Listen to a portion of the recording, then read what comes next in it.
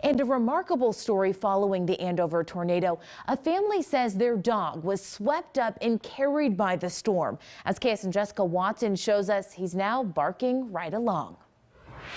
Emily, Jamie Seipel says her dad took her dog Wrigley out to go to the bathroom on Friday night, and moments later the tornado hit her home. Oh.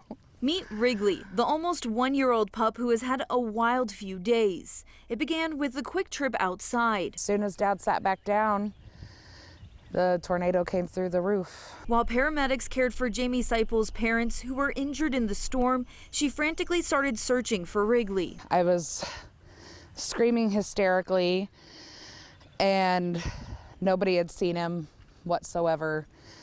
So I kind of had to give up because it was getting dark, and then another storm was coming through. Neighbors spotted him Saturday morning. We had to crawl back there in the tree row and dig him out, and we got him home and got him some food and water, and he slept really good for a little bit.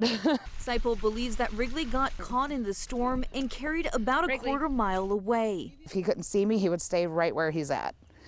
So that's why I think, and everybody else that was out here thinks that he got thrown by that tornado. But you can't really tell. Seipel says Wrigley's back leg was tender for a few days and he wasn't jumping. But now he is back to his puppy behavior. I did call him Twister Puppy the other night.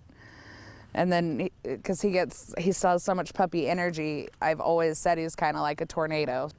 Seipel says she does still plan to take Wrigley to the vet to make sure he is 100% okay.